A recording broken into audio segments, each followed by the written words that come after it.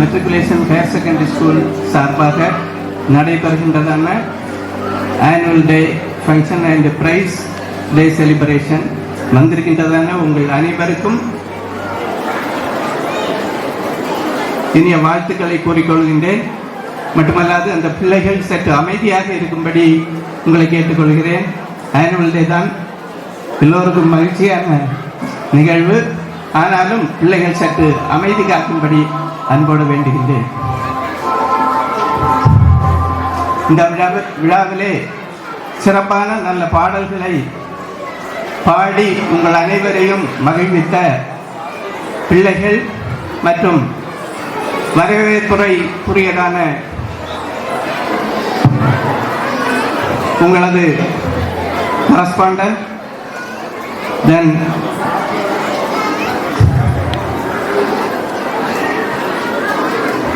இங்கு வந்திருக்கின்றதான உங்கள் அனைவருக்கும், அதோடு போதகர்கள் வந்திருக்கின்றார்கள் மற்றும் இந்த விழாவிலே வந்திருக்கின்றதான உங்கள் அனைவருக்கும் மாலை நேர வணக்கத்தை கூறிக்கொள்கின்றேன். ஒரு சில வார்த்தைகளை பிள்ளைகளுக்கும் ஆசிரியர்களுக்கும் உகந்ததாக கூற ஆசைப்படுகின்றேன். முதலாவதாக நான் பணியாற்றிய நிறுவனமான விண்வெளி ஆராய்ச்சி கழகம் ISRO ஆர்கனைசேஷனை பற்றி ஒரு சில வார்த்தைகளை உங்கள் முதலாவதாக கூறுகின்றேன். பிள்ளைகள் சற்று அமைதியாக இருந்தால் உங்களுக்கு பிரயோஜனப்படும். மட்டுமல்லாது ஒரு சில கேள்விகளையும் நான் கேட்பேன். அப்போது பிள்ளைகள் வந்து பதிலளித்தால் நன்றாக இருக்கும். எனவே அதனையும் கருத்தில் கொண்டு அமைதி காக்கும்படி அன்பாய் வேண்டுகின்றேன். ISRO means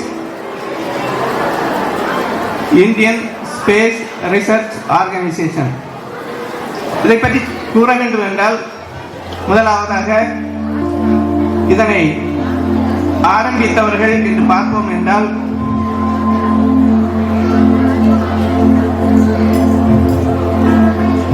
doctor Vikram Sarabhai, doctor Abdul Kalam, doctor Muthunayagam, doctor Madhavan Nair இவர்கள் இதில் முக்கிய பங்காற்றியவர்கள் என்று கூற வேண்டும். ஏனென்றால் இவர்கள் முதலாவது நாசா விண்வெளி நிலையம், நாசா என்றால் நேஷனல் ஏரோநாட்டிக் ஸ்பேஸ் அட்மினிஸ்ட்ரேஷன். இப்போது பல நாடுகள் விண்வெளித்துறைக்கு சென்றாலும் முக்கியமாக அதன் அட்மினிஸ்ட்ரேட்டிவ் பவர் மீன்ஸ் யார் யார் சேட்டலைட் அனுப்புகின்றார்களோ, விண்வெளிக்கு செல்கின்றார்களோ அவர்கள் அதன் அனைத்திற்கும் அட்மினிஸ்ட்ரேட்டிவ் சைடில் இருப்பது நாசா. அதாவது இதனுடைய தலைமை நிறுவனம் அமெரிக்காவில் தான் காணப்படுகின்றது.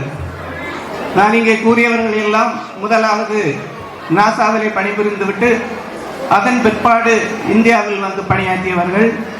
முதலாவது இந்த விண்வெளி ஆராய்ச்சியை தொடங்க வேண்டும் என்கின்றதான எண்ணம் இவர்களுக்கு மனதிலே ஊன்றியதன் காரணமாகத்தான் முதலாவதாக எங்கே ஆரம்பிக்கப்பட்டது என்றால் நம்முடைய அண்டை மாநிலமான திருவேங்கரம் சேல்ஸ் என்று சொல்வார்கள், தும்பா இக்விட்டோரியல் ராக்கெட் லான்ச்சிங் ஸ்டேஷன், அந்த இடத்திலே தான் இது முதலாவதாக ஆரம்பிக்கப்பட்டது. குறிப்பாக இதை கூற வேண்டும் என்றால் இந்த ஆரம்பித்த இடம் என்று சொல்லுவோம் என்றால் ஒரு ரோமன் கத்தோலிக்க திருச்சபை. ரோமன் கத்தோலிக்க திருச்சபையில் வைத்துத்தான் இவர்களுடைய ஆய்வுகள் நடத்தப்பட்டது. ஏனென்றால் இது ஒரு கடற்கரை ஓரமாக இருக்கின்றது. அது தற்போது விண்வெளி ஆராய்ச்சி நிறுவனம் VSSC என்று சொல்லக்கூடிய அந்த பகுதியில் தான் இருக்கிறது. ஆனாலும் இப்போதும் அந்த ஆலயம் இருக்கிறது, கவர்மெண்ட் ஆஃப் இந்தியா கட்டுப்பாட்டில் இருக்கிறது. அதிலிருந்து சின்ன சின்ன குட்டி ராக்கெட்டுகளை சைக்கிளிலே ஆரம்பித்து சென்று அந்த இடத்திலே லான்ச்சிங் பண்ணுவார்கள். இதற்கு முன்னதாக பெரியவர்கள் இருந்திருந்தால் அவர்களுக்கு நன்றாக அது தெரிந்திருக்கும் என்று நினைக்கின்றேன். இதில் முக்கியமாக பணியாற்றவர்கள் என்று நான் சொன்னது இதனுடைய அதாவது விக்ரம் சாராபாய் என்பவர் இதன்தான் இதனுடைய ஃபவுண்டர். ஐஎஸ்ஆர்ஓவை ஆரம்பித்து வைத்தவர்கள் அவர்கள் தான். அடுத்ததாக சொல்ல போனால் டாக்டர் அப்துல் கலாம் அவர்கள் நம்முடைய அண்டை மாவட்டமான ராம்நாடு அல்லது திருநெல்வேலி மாவட்டம், இப்போது தூத்துக்குடி மாவட்டம் என்று சொல்லப்படுகின்றது. அந்த இடத்திலே உள்ளவர்கள் தான் திரு டாக்டர் அப்துல் கலாம் அவர்கள். அவர்களை பற்றி கூற வேண்டும் என்றால் is a missile man of India அப்படி என்று அவருக்கு ஒரு பட்டப்பெயர் சூட்டி இருக்கின்றார்கள். ஏன் அப்படி சூட்டி இருக்கிறார்கள் என்றால் அவர் அக்னி மற்றும் பிருத்திவி போன்ற ஏவுகணைகளை மிசைல் வந்து அதை ஆராய்ச்சி செய்து சக்சஸ் பண்ணின பெயரில் முக்கியமான அவர் டாக்டர் அப்துல் கலாம் அவர்கள். அவர்களை பற்றி சொல்ல வேண்டும் என்றால் முதலாவதாக ஐஎஸ்ஆர்ஓவிலே தான் அவர் பணியாற்றினார்கள். அதன் பிற்பாடு டிஆர்டிஓ என்று சொல்லக்கூடியதான டிஃபென்ஸ் ரிசர்ச் டெவலப்மெண்ட் ஆர்கனைசேஷன் என்று சொல்லக்கூடியதான அந்த ஆராய்ச்சி கழகத்திலே சென்றார்கள். இங்கு இருந்தபோது கூட அவருக்கு முக்கியமான ஒரு பாதுகாப்பு கொடுக்கப்பட்டிருந்தது என்று குறிப்பிட விரும்புகிறேன். ஏனென்றால் வெளிநாட்டினருடைய அச்சுறுத்தல் அவருக்கு காணப்பட்டது. அவர் மிகவும் ஒரு திறமையான அணு விஞ்ஞானி என்றே கூற வேண்டும். அவரை தீர்த்து கட்ட வேண்டும் என்ற நோக்கத்தில் வெளிநாட்டினர் பலர் அவரை சதி வேலைகள் செய்ய இருந்தார்கள். ஏனென்றால் அவர் வெளிநாட்டிற்கு செல்லும் போதெல்லாம் அங்கிருந்து இருக்கின்றதான பல விஷயங்களை அவர் எடுத்து இந்தியாவிற்கு வந்து பல இது போன்ற அக்னி மற்றும் பிருத்திவி போன்ற ஏவுகணைகளை ஏவுவதற்கும் ஐஎஸ்ஆர்ஓவில் சேட்டலைட் நிறுவுவதற்கும் பல விஷயங்களை அவர்கள் செய்து விடுவார்கள் என்கின்றதான ஐயப்பாட்டிற்காக அவர்களை தீர்த்து விட வேண்டும் என்கின்றதான எண்ணங்கள் கூட அவர்களுக்கு இருந்தது. எனவே இந்தியாவிலிருந்து அவருக்கு கேடர் பாதுகாப்பு எப்போதும் கொடுக்கப்பட்டிருந்தது. ஐஎஸ்ஆர்ஓவில் இருந்த பொழுதும் கூட அவருக்கு மிக முக்கியமான பாதுகாப்புகள் வழங்கப்பட்டிருந்தது. பிற்பாடாக டிஆர்டிஓ சென்றார்கள். அங்கிருந்து பல இந்த ஏவுகணை திட்டங்களை அவர்கள் மூலமாக தான் நிறைவேற்றி வைத்தார்கள். அதன் பிறகுதான் இந்தியாவின் முதல் குடிமகன் பிரசிடென்ட் ஆஃப் இந்தியா என்கின்றதான பெருமைக்குரிய ஒரு போஸ்ட் அவருக்கு அளிக்கப்பட்டது. அது இந்தியாவிலிருந்து கொடுக்கப்பட்ட ஒரு உயர்ந்த பதவி என்று சொல்ல முடியும். அதன் பிற்பாடும் அவர் பல மேடைகளிலே சொல்வார்கள், பல பிள்ளைகளோடு உரையாடுவார்கள். நீங்கள் கனவு காண வேண்டும், இந்தியாவை ஒரு உயர்ந்த வளர்ச்சியுற்ற இந்தியாவாக மாற்ற வேண்டும் என்று அரும் பாடுபட்டவர்கள் டாக்டர் கலாம் அவர்கள். அடுத்ததாக கூற வேண்டும் என்றால் டாக்டர் முத்துநாயகம் அவர்கள். He is the founder of LPSC. Now it is IPRC. It is provided in the Mahendragiri near காவல் கிணறு. நம்முடைய மாவட்டத்தின் அருகாமையில் உள்ளதுதான். முதலாவது கன்னியாகுமரி மாவட்டம் என்று அதற்கு இருந்தது. திரும்பவும் அதனுடைய பெரும்பகுதி திருநெல்வேலி மாவட்டத்தில் இருப்பதன் காரணமாக அவர்கள் போராடி அதை திருநெல்வேலி மாவட்டம் என்று மாற்றிவிட்டார்கள். என்றாலும் அது நம்முடைய அருகாமையில் இருப்பதனால் பிள்ளைகளாகிய உங்களுக்கு அதில் வேலை வாய்ப்பிற்கு செல்வதற்கு ஒரு சரியான இடம் என்று நான் கருதுகின்றேன். பிள்ளைகள் அதற்கான முயற்சிகள் எடுத்தால் உங்களுடைய ஸ்கூல் மூலமாக அதற்கான பயிற்சிகள் வழங்குவதற்கான திட்டங்களையும் வகுத்துக் கொள்ளலாம் என்று கூற ஆசைப்படுகின்றேன். அதே போல டாக்டர் முத்துநாயகம் என்பவரும் நம்முடைய அண்டை மாவட்டத்தில் இருந்தவர்கள் தான். He is the founder of LPSC. Then he has gone to central government department, that is oceanography, just like the navigation department. அப்படி மிகுந்த பெருமையுடைய நம்முடைய மாவட்டம் என்று கூற ஆசைப்படுகின்றேன். இன்னும் அதற்காக அடுத்ததாக சொல்ல வேண்டும் என்றால் டாக்டர் மாதவன் நாயர் அவரும் இந்த ஆராய்ச்சி நிறுவனத்தில் முதல் பணியாற்றியவர்கள். திருவனந்தபுரத்திலே அவர்கள் இந்த ISRO-வை நிறுவ வேண்டும் அல்லது விக்ரம் சாராபாய் ஸ்பேஸ் சென்டர் என்று உருவாக்கிய பெருமை அவரையும் சாரும்.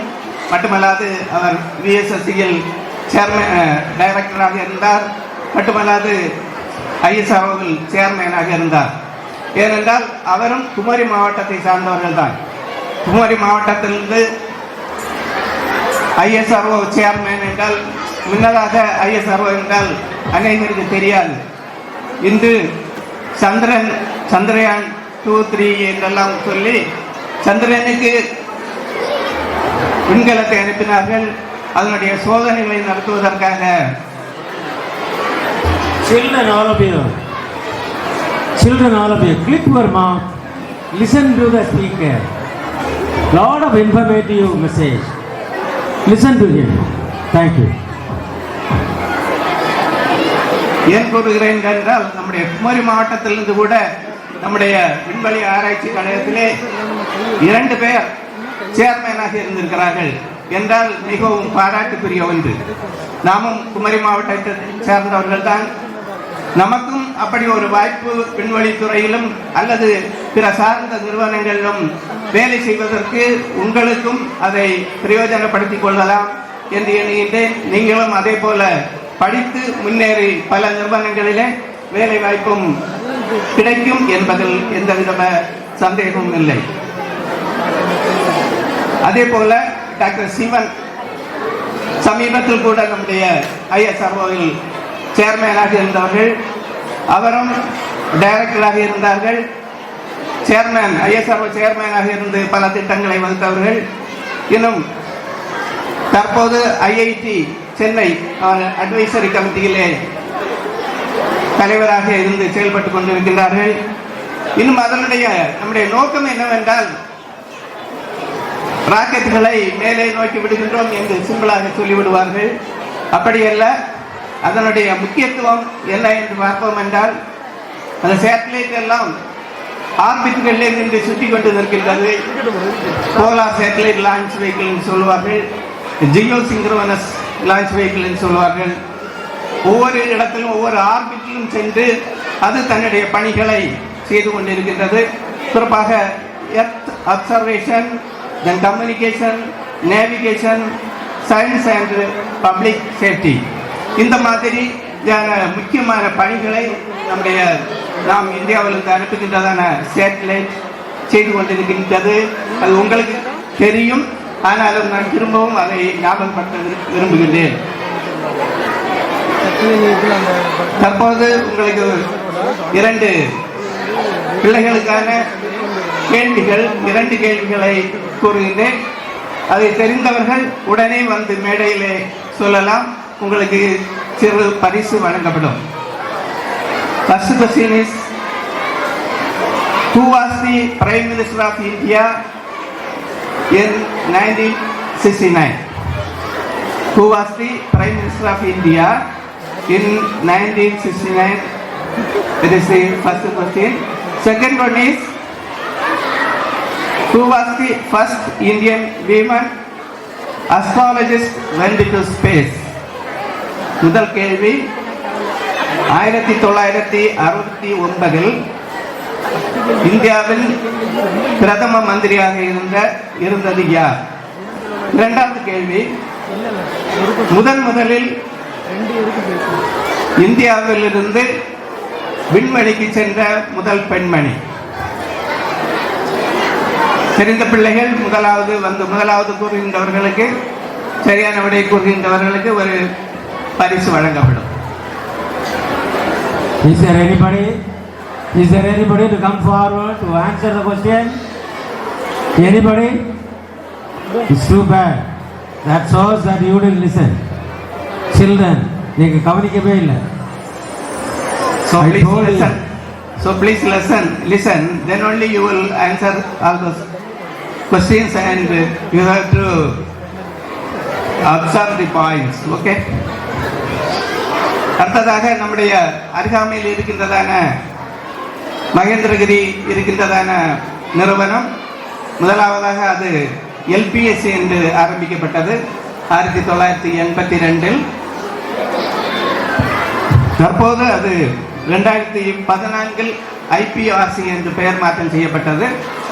ஏனென்றால் அந்த LPSC என்பது நம்முடைய திருவனந்தபுரத்திலும் ஒரு சென்டர் இருந்தது. இந்த 2 சென்டருக்குமாக ஒரே டைரக்டராக இருந்தார்கள்.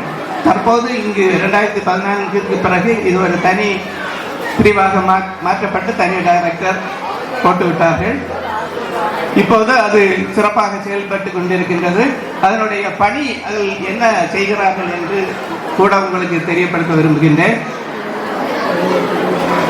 PSLV rocket second stage and fourth stage, இந்த 2 ஸ்டேஜுகளுக்குமான engine assembly, stage assembly and hard testing, இந்த முக்கியமான வேலைகளை நம்முடைய மாவட்டத்திற்கு அருகில் இருக்கிறதான IPRC ISRO நிறுவனம் செய்து கொண்டிருக்கின்றது. மட்டுமல்லாது அங்கு இதற்கான ப்ரொப்பலன்ஸ் மீன்ஸ் ஃபியூவல். சொல்லு. Indira Gandhi.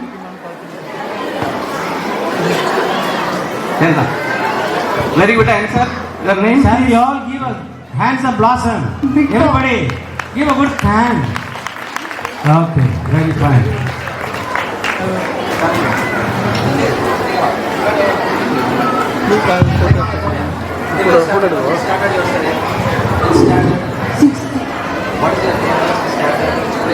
Brito, 6th standard, Yarachukulam. So Brito from Yarachukulam, he has told the first answer.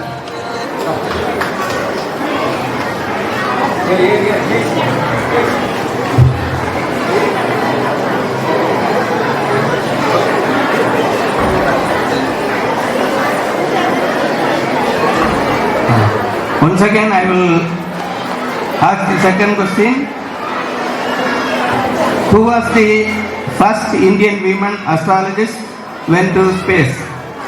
முதலாவதாக இந்தியாவிலிருந்து விண்வெளிக்கு சென்றதான முதல் பெண்மணி. Which lady went to the space for the first time from India? India நாட்டை சேர்ந்த ஒரு பெண்மணி ஃபர்ஸ்ட் ஸ்பேஸுக்கு போனாங்க. அது யார்? Come Divya, come. Kalpana Chawla. Okay, very good answer. Correct answer. Shall we all give a good clap?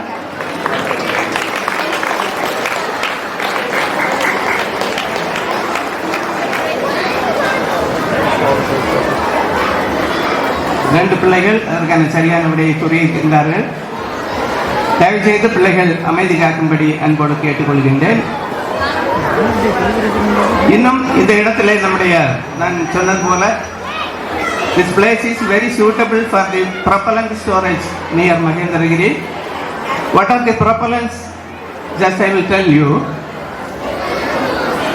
In PSLV rocket, the liquid stage is second stage and third stage. I told you UDM gates and the N2O4 the propellant. Propellant means it is the fuel. Then GSLV rocket, third stage and second stage and third stage, it is the liquid propellant, liquid oxygen and liquid hydrogen. Liquid oxygen and hydrogen சொல்லும்போது தண்ணீரிலே oxygen இருக்கிறது, hydrogen இருக்கிறது. அப்படித்தானா பிள்ளைகள்? ஆனால் அதை பிரித்து எடுத்து அல்லது தண்ணியிலிருந்து பிரிக்கல, அது ரொம்ப காஸ்ட்லி. மீத்தேன்ல இருந்து பிரித்து எடுக்கிறாங்க, ஈத்தேன். அதிலிருந்து பிரித்து அதனை தனியாக கேஸ் எடுத்து அதிலிருந்து லிக்விஃபை பண்ணி லிக்விடாக மாற்றுகிறார்கள். அது வந்து ஒரு கிரையோஃப்ளூயிட். கிரையோஃப்ளூயிட் மீன்ஸ் வெரி லோ டெம்பரேச்சர். ஆசிரியர்களுக்கும் ஹையர் செகண்டரி 10th எல்லாம் படிக்கின்றதான பிள்ளைகளுக்கு தெரியும். Kelvin, it is measured in Kelvin. Kelvin means 1 Kelvin means minus 273. 1 degree means 273 K அல்லது கெல்வின் என்று சொல்வார்கள். இந்த லிக்விட் ஹைட்ரஜன் அல்லது லிக்விட் ஆக்சிஜன் என்று வரும்போது லிக்விட் ஆக்சிஜனுடைய டெம்பரேச்சர் வந்து 90 கெல்வின், அதாவது -183 டிகிரி சென்டிகிரேட். நமக்கு இப்போ ஊட்டியில எல்லாம் அல்லது காஷ்மீரில் பார்க்கிற போது 1 டிகிரி 2 டிகிரியில என்ன செய்யுது, அந்த இடத்துல செல்வது மிக கடினம் என்று கூறுகின்றார்கள். நாங்கள் எப்போது லிக்விட் ஆக்சிஜன் சொல்வது 20 kelvin, that means -253 degree centigrade. அது நம்முடைய கையில் உள்ளங்கையில் விட்டோம் என்றால் அது கீழ்ப்பக்கத்தில் உடனடியாக வந்துவிடும். அந்த பேர்னிங்கை கோல்டு பேர்னிங் என்று சொல்வார்கள். அது ஆறாத ஒரு புண்ணாக மாறிவிடும். அப்படிப்பட்ட ப்ரொப்பலன்ஸ் எல்லாம் நம்முடைய ஸ்டோரேஜ் பண்ணுவதற்கு அங்கே தான் தயாரிக்கிறார்கள். அங்கே ப்ரொப்பலன் தயாரிக்கிறார்கள், ஸ்டோரேஜும் அங்கே பண்ணுகிறார்கள். இப்போது நம்முடைய மாநிலத்திலே குலசேகரப்பட்டினம் என்று சொல்லக்கூடியதான இடத்திலே ஒரு ராக்கெட் லான்ச்சிங் ஸ்டேஷன் புதிதாக கட்டி கொண்டிருக்கின்றார்கள். வெகு விரைவிலே அதுவும் முடியக்கூடிய தருவாய் வந்துவிடும். இதற்கு முன்னதாக இப்போது இருக்கின்றதான லான்ச்சிங் ஸ்டேஷன் வந்து ஆந்திர பிரதேசத்தில் இருக்கிறது. அதாவது சென்னையிலிருந்து ஒரு 120 கிலோமீட்டர் தொலைவில் தான் இருக்கிறது. ஷார் என்று சொல்வார்கள், ஷார் சென்ட்ரல். அங்கிருந்து தான் இப்போது ராக்கெட்டுகளை ஏவி கொண்டிருக்கின்றார்கள். இன்னும் சமீபத்திலே நம்முடைய மாநிலத்தில் கூட நான் சொன்னது போல 2 அலுவலகங்கள் ஏற்கனவே இருக்கிறது. திருநெல்வேலி மாவட்டத்தில் இன்னொன்று குலசேகரப்பட்டினத்திலே நிறுவ இருக்கின்றார்கள். இப்படி இந்த விண்வெளித்துறையை பற்றி உங்களுக்கு ஒரு சில குறிப்புகளை சொன்னது ஏன் என்றால், உங்களுக்கு ஒரு ஆர்வம், பிள்ளைகளுடைய ஆர்வம் இருக்கிறது.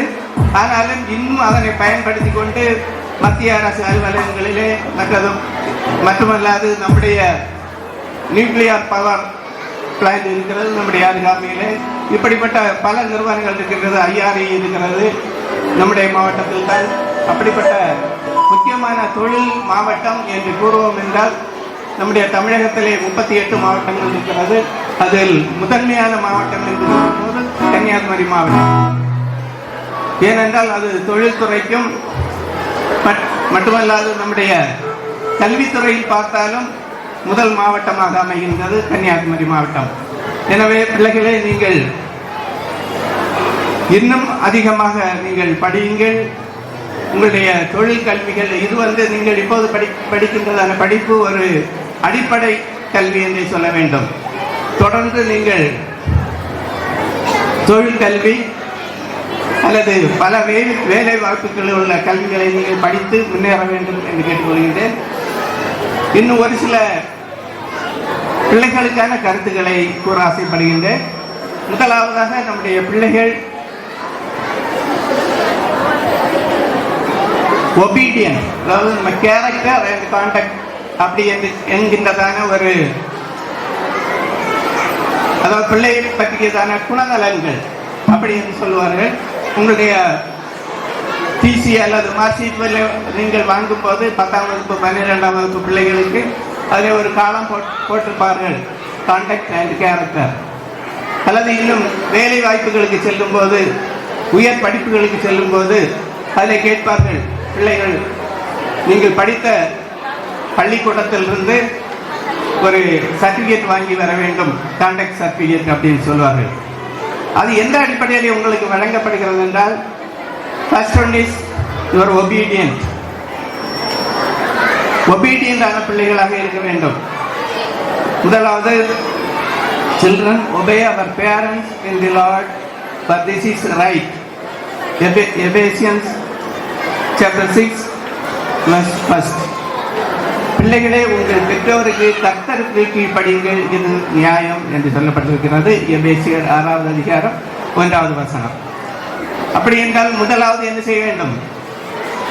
பிள்ளைகள் பெற்றோருக்கு கீழ்ப்படிய வேண்டும்.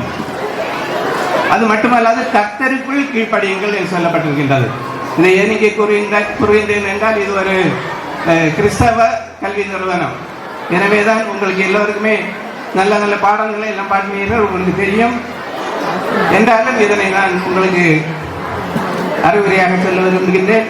எனவே முதலாவது உங்கள் பெற்றோருக்கு கீழ்ப்படியுங்கள். Then obey your parents, obey your teachers, obey your principal, obey your correspondent, obey your staffs and the superiors. எல்லோருக்கும் நீங்கள் என்ன செய்ய வேண்டும் என்றால் கீழ்ப்படிதல் உள்ள பிள்ளைகளாக இருக்க வேண்டும். Superiors means all are superiors than others. நீங்கள் ஒரு நபரை முதலாவதாக பார்க்கும் பொழுது குட் மார்னிங் சொல்வீங்களா பிள்ளைகள்?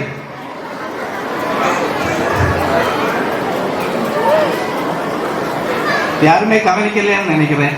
அடுத்த கேள்வி கேட்க வேண்டியதானே? தயவு செய்து பெற்றோர்கள் கவனமாக இருங்கள். பிள்ளைகளை அமைதியாக இருக்கும்படி கூறுங்கள்.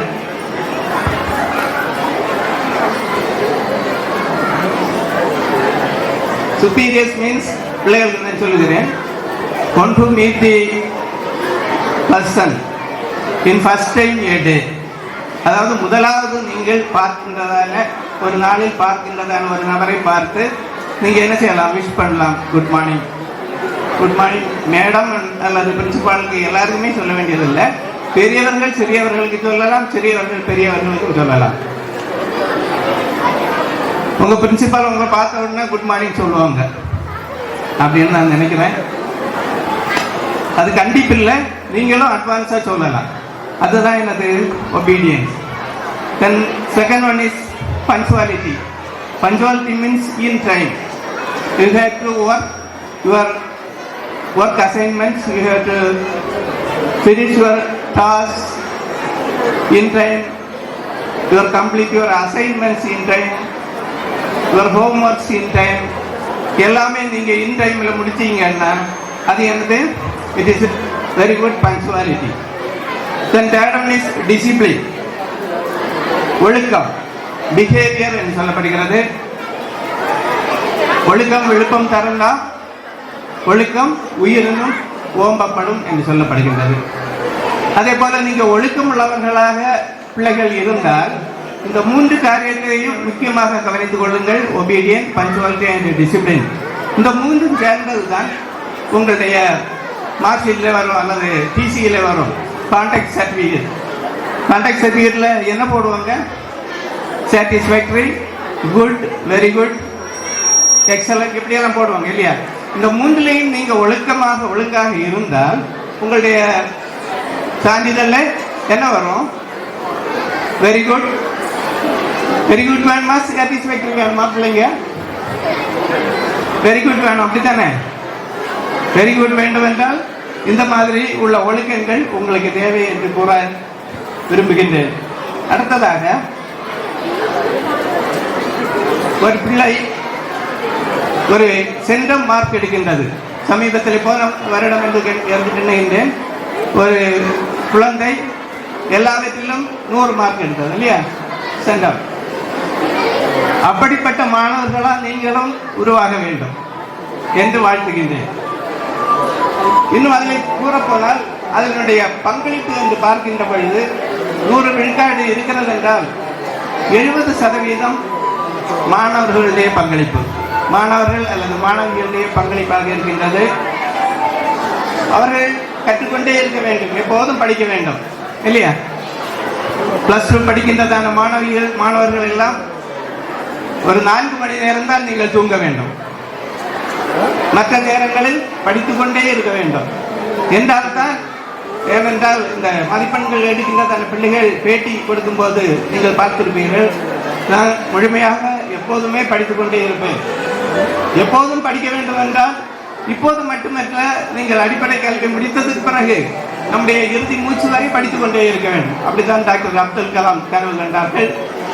பிள்ளைகளாக நீங்களும் அதே போன்று இறுதி வரை படித்துக் கொண்டே இருக்க வேண்டும். உங்களுடைய ஆசிரியர்கள் எல்லாம் உங்களுக்கு முழுக்க கற்று தந்து கொண்டே இருக்கின்றார்கள் இல்லையா? அடுத்ததாக மாணவர்களுக்கு தான் அதிகமான பங்கு. அடுத்ததாக 10%, 10% பேரண்ட்ஸ். 10% தான் யாருக்கு? 10% இஸ் ஃபார் டீச்சர்ஸ். டீச்சர்ஸுங்கன்னா எவ்வளவு பெர்சன்டேஜ் தான் அதில் ஒரு மாணவர்களுக்கு கிடைக்கிறதுல பங்களிப்பு 10% தான். ஆனால் அவர்கள் அரும் பெரிய பணிகளை செய்து கொண்டு இருக்கின்றார்கள். ஆனால் பெற்றோர்களுக்கு அவருடைய எண்ணம் என்னவென்றால், நான் இராணுவத்திலே பணியாற்ற வேண்டும், ஏனென்றால் அங்கே ஒரு நல்லதான ஒரு டிசிப்ளின் இருக்கும் என்றதான நோக்கத்தோடு அவர் ஆர்மியிலே டிஃபென்ஸில் பணியாற்ற வேண்டும் என்று எண்ணினார்களா.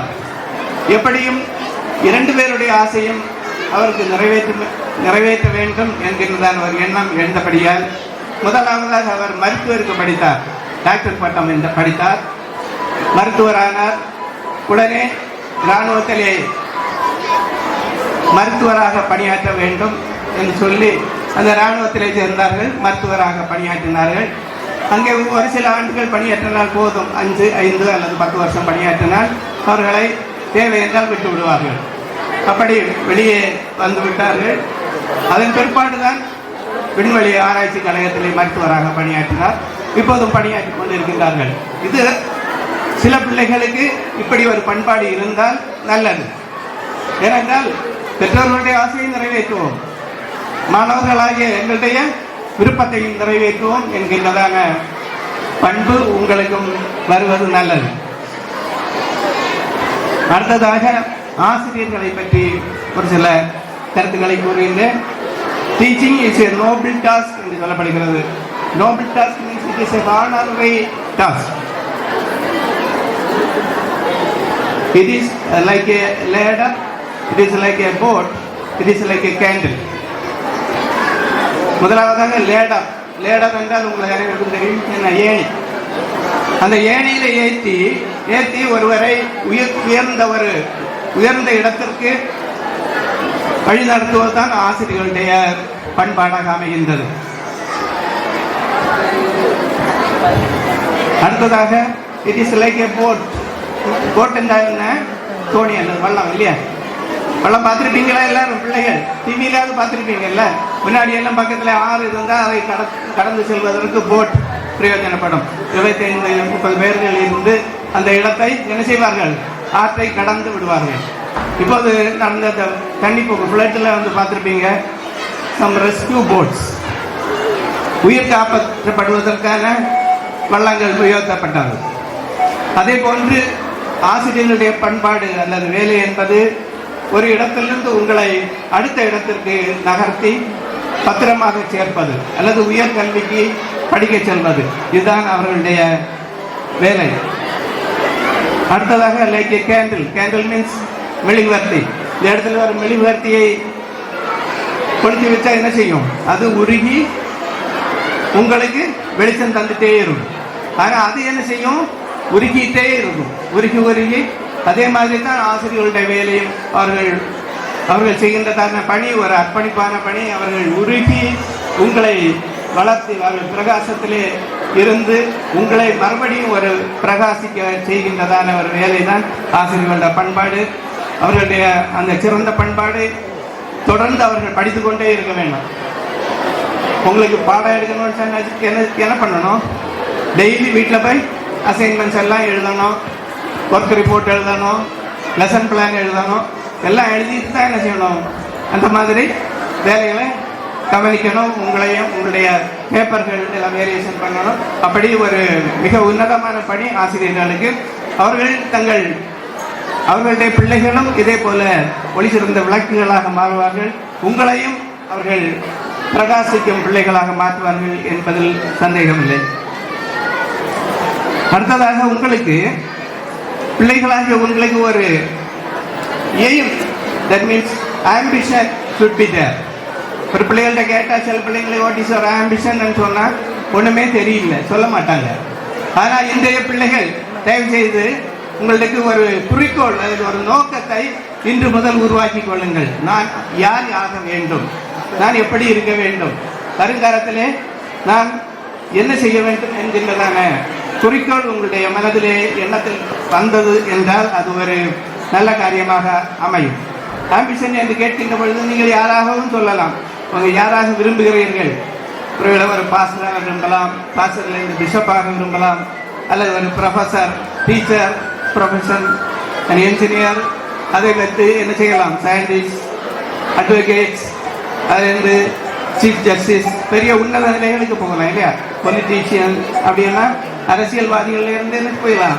சிஎம், மினிஸ்டர்ஸ், பிரைம் மினிஸ்டர் வரை போகலாம் இல்லையா?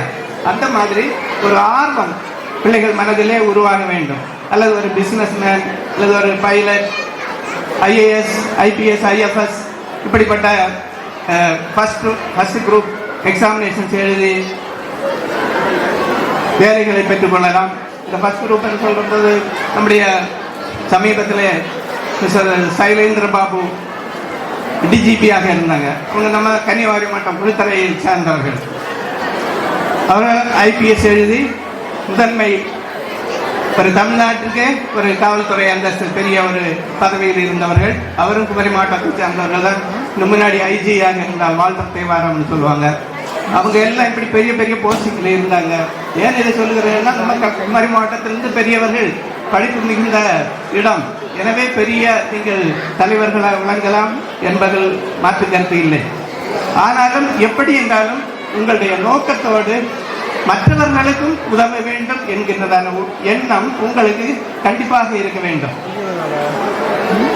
ஏன் இதை கூறுகிறேன் என்றால், இங்கு ஒரு கல்வி நிறுவனம் உருவாகி இருக்கிறது என்றால் உங்களுடைய கரஸ்பாண்டன்ட் அவர்கள் குடும்பமாக இந்த ஒரு பள்ளிக்கூடத்தை நிறுவி இருக்கிறார்கள்.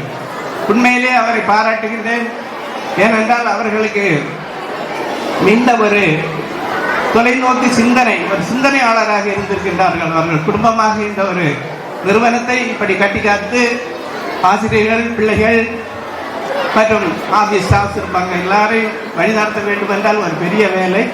அதை அந்த ஒரு பெரும் பணியை அவர்கள் செய்து கொண்டிருக்கின்றார்கள் என்றால் அவர்களை பாராட்டாமல் இருக்க முடியாது.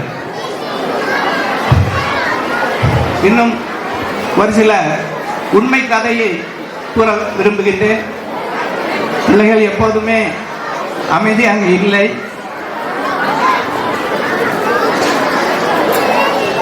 நம்முடைய 18ஆம் நூற்றாண்டிலே பார்க்கின்ற பொழுது ஆங்கிலேயர்கள் ஆட்சி செய்து வந்தார்கள் நம்முடைய தேசத்தை.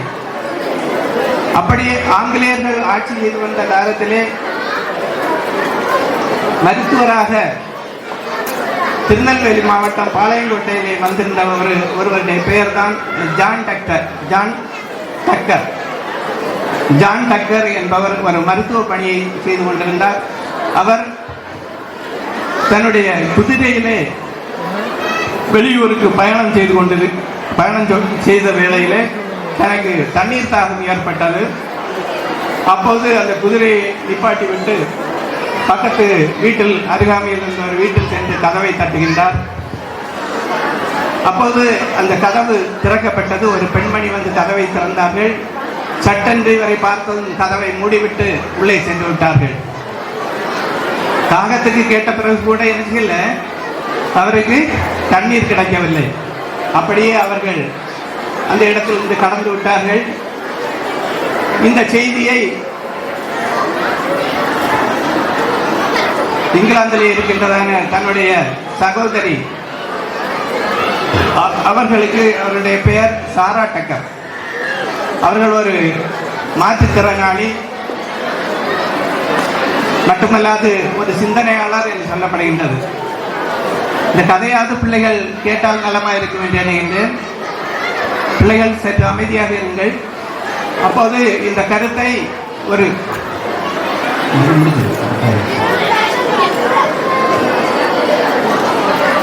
அப்போது அந்த கடிதத்தில் எழுதி அனுப்புகின்றார். ஏனென்றால் நான் இங்கு ஒரு இடத்திலே சென்றபோது தண்ணீர் கூட கொடுக்க அந்த பெண்மணி தயங்குகின்றார்கள். ஏனென்றால் பெண்கள் ஆண்களை பார்ப்பதில்லை. அப்படி அந்த கடிதத்தில் அவர்கள் எழுதுகின்றார்கள். அப்போது அந்த பெண்மணிக்கு ஒரு ஆதங்கம் ஏற்பட்டது. இந்த இடத்திலே உள்ளதான பிள்ளைகள், பெண் பிள்ளைகள் படிக்க வேண்டும் என்ற நோக்கத்திலே அவர்களுக்கு இருந்ததான நகைகளை கிட்டத்தட்ட ஒரு 100 பவன் நகையை இந்த மருத்துவருக்கு, அதாவது அவருடைய சகோதரர் ஜான் டக்கருக்கு அனுப்பி விடுகிறார்கள். இதை வைத்து நீ என்ன செய்ய வேண்டும், அந்த ஒரு இடத்திலே பள்ளிக்கூடத்தை நிறுவுங்கள் அப்படி என்ற நோக்கத்தோடு அனுப்பினார்கள். அதே போல அவரும் அந்த பணத்திலே அந்த செலவை செய்து சரியான ஒரு பள்ளிக்கூடம் மற்றும் ஆசிரியர் பயிற்சி நிறுவனத்தை கட்டினார்கள் என்று கூறப்படுகின்றது. அது சிறப்பாக நடைபெற்றுக் கொண்டிருந்தது. அது எந்த கல்லூரி என்றால் first women's college in South India என்று சொல்லப்படுகிறது. சவுத் இந்தியாவிலே பெண்களுக்கான முதல் ஆசிரியர் பயிற்சி நிறுவனம் மற்றும் பள்ளிக்கூடம் அது சிறப்பாக இயங்கிக் கொண்டிருக்கின்றது. 13 ஆண்டுகள் அது சிறப்பாக நடைபெற்றது. பின்னர் அது நலிவுற்ற பள்ளிக்கூடமாக ஆரம்பித்தது. ஏனென்றால் அதற்கு சம்பளம் கொடுப்பதற்கான பணம் இல்லை. அப்படி என்று தன்னுடைய சகோதரிக்கு மீண்டுமாக கடிதத்தை எழுதுகின்றார். ஏனென்றால் அந்த பள்ளிக்கூடத்தை மூட வேண்டியதான நிலைமை வந்துவிட்டது. அப்போது அவர்களும் சாரா டக்கரும் நோய்வாய்ப்பட்டு இருந்தார்கள். அவர்கள் ஏற்கனவே நான் சொன்னது போல மாற்றுத்திறனாளி. அவர்கள் மரண தருவாயில் இருக்கின்ற பொழுது அவர்களுடைய தோழிகள் அந்த பக்கத்திலே வந்திருந்தார்கள். ஏன் நீ ரொம்ப சோர்வுற்று இருக்கிறாய் அப்படி என்று வினவினார்கள். அந்த பெண்மணிகள் மரியா, சோஃபியா என்று ஜோவன்னா என்று கூறப்படுகின்றது. அந்த 3 பேருமே அவர்களுடைய அந்த ஆதங்கத்தை அறிந்து கொண்டு வெகு விரைவிலே அந்த சாரா டக்கர் என்பவர்கள் இறந்து போனார்கள். இவர்கள் தானே தங்களுடைய உற்றார் உறவினர்களிடத்திலே கூறி கிட்டத்தட்ட 812 பவுன் நகைகளை அப்போது சேகரித்து இங்கே அனுப்பினார்களாம். அதன் மூலமாக அந்த பள்ளி சிறப்பாக அந்த கல்லூரி செயல்பட்டு வந்தது. தற்போதும் இன்று 3 தலைமுறைகளாக அந்த பள்ளிக்கூடம் சிறப்பித்து இருக்கின்றது என்றால் மிகப்பெரிய ஒரு அணுகுமுறை. அவர்களுக்கு அந்த பெண்மணிக்கு இந்தியா எங்கே இருக்கிறது என்றோ, திருநெல்வேலி எங்கே இருக்கின்றது என்றோ, பாளையங்கோட்டை எங்கே இருக்கின்றது என்றோ தெரியவில்லை. அப்படிப்பட்ட ஒரு நல்ல காரியங்களை செய்திருக்கின்றார்கள். இந்த 3 தலைமுறையாக கிட்டத்தட்ட 10 லட்சம் பிள்ளைகள் அதில் பயிர்ப்பார்கள் என்று கூறப்படுகின்றது. அதே போல நீங்களும் பயின்று பல முற்போக்குவாதிகளாக பிறருக்கும் உதவுகின்ற வகையிலே நீங்கள் வளர வேண்டும் என்று ஆசை கூறி உங்கள் அனைவருக்கும் இந்த நிர்வாகம் நடத்துகின்றதான ஒவ்வொருவருக்கும் விடைபெறுகின்றேன். நன்றி.